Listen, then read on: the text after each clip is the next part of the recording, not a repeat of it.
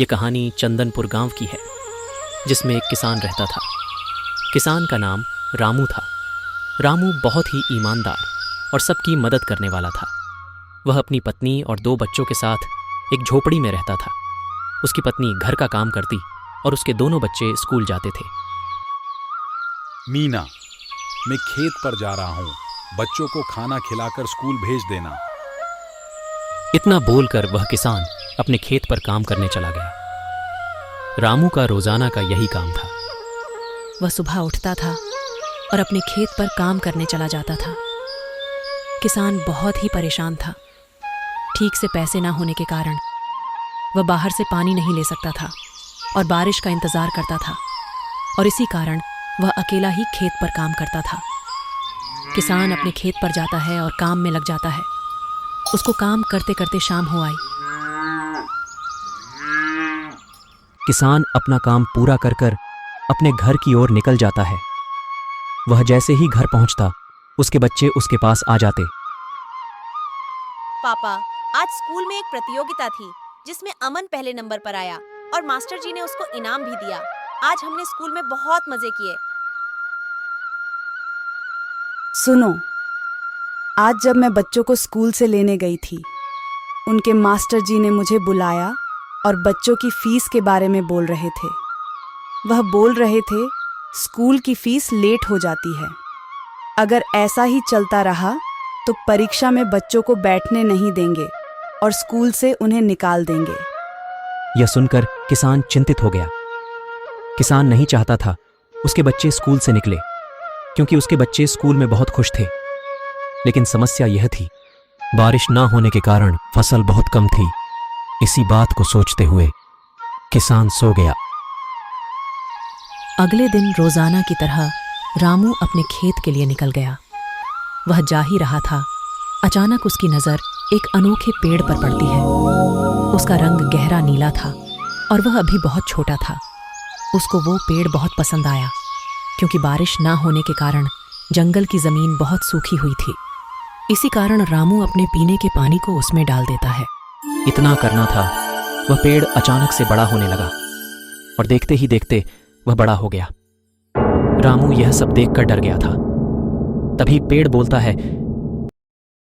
धन्यवाद है इंसान, मैं एक जादुई पेड़ हूं और मैं यहां बहुत टाइम से एक भले आदमी की प्रतीक्षा कर रहा था। मेरा काम इंसानों की मदद करना है। जो भी मुझे पानी डालता है, मैं उसकी अपने फलों से मदद करता हूं।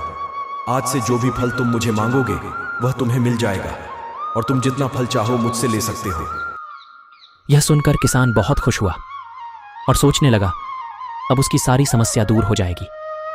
तभी उसने कुछ फल मांगे और अपने परिवार के लिए ले गया। वह घर जाता है और सबको फल देता है। अगले दिन वह फिर से उसी पेड़ के पास जाता है। वह जैसे ही उस पेड़ के पास गया, वह फिर से बड़ा हो गया और रामू ने उससे फल मांगे। रामू जो भी फल मांगता उसको मिल जाता। रामू ने पेड़ से फल लिए और उनको बाजार बेच आया। अब रामू के पास पैसे थे। रामू अपने घर गया और अपनी पत्नी को पैसे दिखाता है। उसकी पत्नी भी बहुत खुश थी। अब किसान यही करता, वह पेड़ के पास जाता था और उससे अपने जरूरत के मुताबिक फल लेता था और बेच आता था। एक दिन जब वह फल लेने के लिए पेड़ के पास गया, एक लालची आदमी ने उसको देख लिया। वह देखता है रामू उस छोटे पेड़ के पास जाता है, और जैसे ही रामू उस पेड़ के पास जाता है, वह पेड़ बड़ा हो जाता है। और जब रामू उससे जो भी फल मांगता था, उसको वो फल मिल जाता था।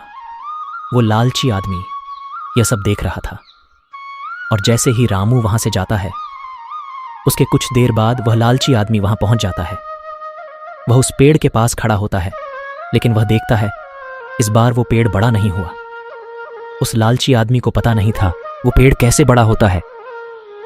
तभी लालची आदमी ने इस बात से परेशान होकर फैसला किया, वह उस पेड़ को अपने घर ले जाएगा और उसको अपने घर उगाएगा। और जैसे ही वह उस पेड़ को जमीन से निकालता है, वह देखता है उस पेड़ की राख बनकर उड़ जाती है। यह देखकर वो लालची आदमी बहुत पछताता है, और ऐसे वो आदमी अपनी लालच के कारण उस जादुई पेड़ को खो बैठता है।